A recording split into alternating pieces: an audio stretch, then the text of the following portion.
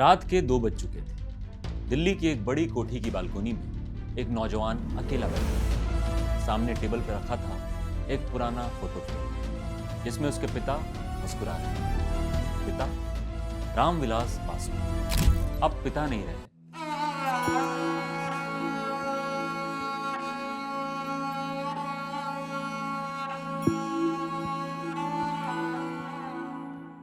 चाचा साथ नहीं और पार्टी भी बढ़ चुकी थी। राजनीति में चिराग बिल्कुल अकेले पड़ गए थे। दिल्ली के अपने फ्लैट में उन्होंने कई रातें बिना नींद के गुजारी। कभी पिता की तस्वीर देखते, कभी उनके पुराने भाषण सुनते। एक बार मीडिया ने पूछा, अब आपके पास कौन है? उन्होंने मुस्कुरा कर कहा, पापा का आशीर्वाद और बिहार के युवाओं का विश्वास।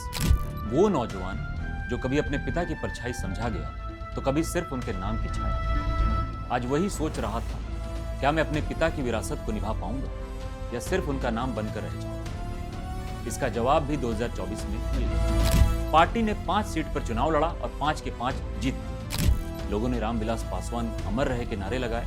नौजवान मन से बस इतना बोलता कि पापा हमने आपकी सीट जीत ली।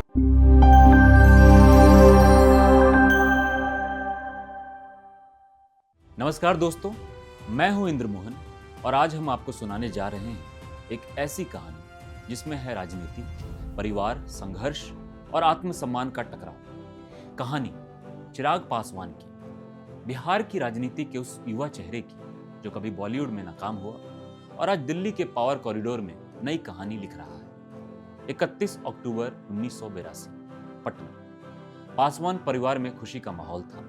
रामविलास पासवान जो उस वक्त जनता पार्टी में एक तेज तरार नेता के तौर पर उभर रहे थे, अपने बेटे के जन्म से फूले नहीं समा रहे थे। रीना पासवान मां ने बच्चों को गोद में लेकर कहा, इसका नाम चिराग रखेंगे, हमारे घर का उजाला बनेगा। और शायद किस्मत ने भी ये नाम सुनकर कुछ खास लिखा था। चिराग का बचपन दिल्ली और पटना दोनों जगह भी था। राजनीतिक घराने में पैदा हुए थे तो बचपन में नेताओं का आना जाना, मीडिया की चमक और पोस्टर बैनरों के बीच उनका खेलना आम बात थी। लेकिन घर के अंदर माहौल अलग था। रीना पासवान चाहती थी कि बेटा पढ़े, विदेश जाए, इंजीनियर बने। वहीं रामविलास कहते, पढ़ाई करो बेटा, लेकिन जनता की सेवा के लिए तैयार हो। यानी राजनीति उनके खून में थी। दिल्ली के मॉडर्न स्कूल से पढ़ाई पूरी करने के बाद चिराग ने बीआईटी मिश्रा, रांची में कंप्यूटर इंजीनियरिंग में दाखिला लिया। बुद्धिमान थे पर दिमाग हर वक्त रचनात्मक चीजों में खोया रहता था। ड्रामा, पेंटिंग, फोटोग्राफी, इन सब में उनकी दिलचस्पी थी। दोस्त कहते, भाई ये तो नेट से ज्यादा कैमरे में दिलचस्पी रखता है। और सच में इंजीनियरिंग के बीच ही चिराग को फिल्मी दुनिया का शौक चढ़ा। 2009 में उन्होंने अपनी पहली फिल्म की, मिले ना मिले हम, कंगना रनावत के साथ। फिल्म लॉन्च होते ही हेडलाइन बनी, रामविलास पासवान के बेटे का बॉलीवुड डेब्यू। लेकिन कुछ हफ्ते बाद ही रिव्यू आया, फिल्म फ्लॉप। बॉक्स ऑफिस पर सन्नाटा छा गया। लोगों ने लिखा, राजनीति के बेटे एक्टिंग के नहीं। एक इंटरव्यू में चिराग ने कहा था, मैंने सपने देखे थे पर शायद वो मेरी मंजिल नहीं थी। यही वो मोड़ था जहां उन्होंने ठान लिया, अब लाइट कैमरा एक्शन नहीं, अब सिर्फ जनता और राजनीति। साल 2011, राजनीतिक गलियारों में एक नई चर्चा थी। रामविलास जी अपने बेटे को राजनीति में ला रहे हैं। एलजेपी यानी लोक जनशक्ति पार्टी, जो उस वक्त अपने अस्तित्व के लिए संघर्ष कर रही थी। रामविलास ने अपने बेटे को युवा चेहरा बनाकर मैदान में उतारा। 2014 का लोकसभा चुनाव आया। चिराग ने जमुई सीट से चुनाव लड़ा। कैंपेन स्टाइल एकदम नया था। पोस्टर पर Bihar first, Bihari first, suit boot में भाषण और सोशल मीडिया पर एक्टिव उपस्थिति। लोगों ने कहा, ये नेता नहीं, मॉडर्न बिहार का चेहरा है। और नतीजा, चिराग पासवान जीते। वो बन गए सबसे युवा सांसदों में से एक।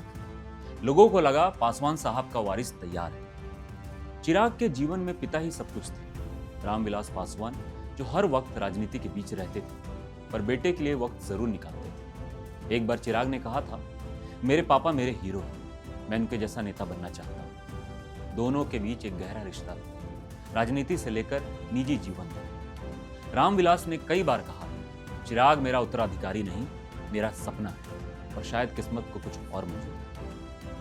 8 अक्टूबर 2020 दिल्ली से खबर आई, रामविलास पासवान का निधन। पूरा देश शोक में डूब गया।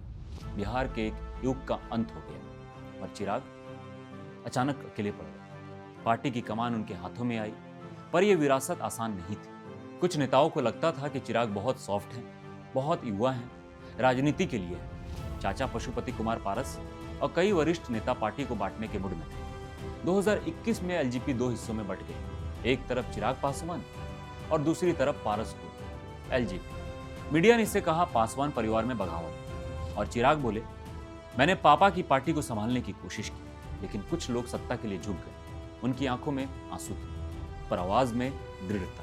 2020 के बिहार विधानसभा चुनाव में चिराग ने बड़ा रिस्क लिया। उन्होंने एनडीए से अलग होकर अपनी पार्टी को अकेले मैदान में उतारा। नीतीश कुमार के खिलाफ नारे दिए, नीतीश हटाओ बिहार बचाओ।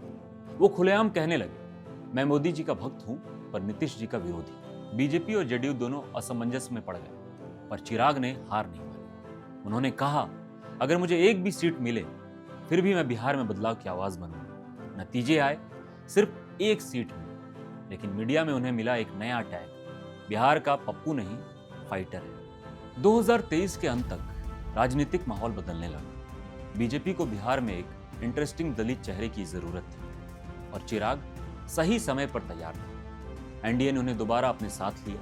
2024 के लोकसभा चुनाव में उन्हें दी गई हाजीपुर सीट, वही सीट जहां कभी उनके पिता जीत की गारंटी देते थे। मंच पर मोदी और अमित शाह ने खुद कहा चिराग एनडीए परिवार के अहम सदस्य, और फिर वो हुआ जो शायद उनके पिता ऊपर से देख रहे हैं। चिराग पासवान हाजीपुर से ऐतिहासिक जीत दर्ज करते हैं। लोगों की भीड़, जय रामविलास के नारे, और मंच पर खड़ा वो युवा जिसकी आंखों में आंसू थे। उन्होंने कहा पापा मैंने आपकी सीट वापस जीत ली, और पूरा बिहार सुन रहा। एक बेटे की जीत की आवाज।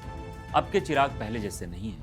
उनकी सोच आधुनिक, उनकी भाषा साफ और उनका फोकस बिहार के युवाओं पर। वो कहते हैं राजनीति जाति की नहीं काबिलियत की होनी चाहिए।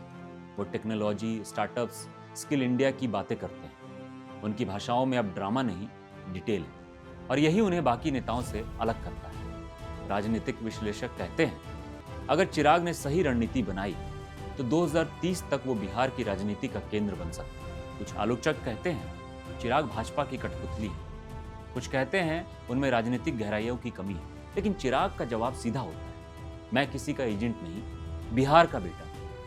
चिराग अब सिर्फ रामविलास पासवान के बेटे नहीं, वो खुद एक ब्रांड बन चुके हैं। एलजेपी रामविलास को एक नया रूप दे रहे हैं और बिहार के युवाओं को उम्मीद दे रहे हैं। पर आगे की राह आसान नहीं, उन्हें सिर्फ नाम नहीं नतीजे देने होंगे। वो कहते हैं मेरी लड़ाई सत्ता की नहीं सिस्टम बदलने की।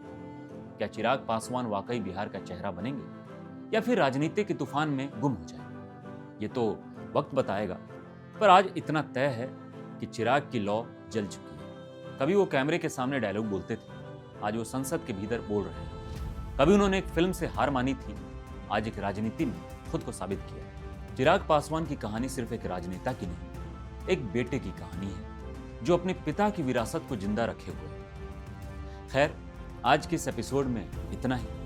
मैं हूं आपका दोस्त इंद्र मोहन। अगर आप ये वीडियो यूट्यूब पर देख रहे हैं तो हमारा चैनल सब्सक्राइब कर दें, बेल आइकन दबा दें ताकि अगले एपिसोड की जानकारी आपको सबसे पहले मिले। और अगर आप फेसबुक पर देख रहे हैं तो फॉलो कर लीजिए।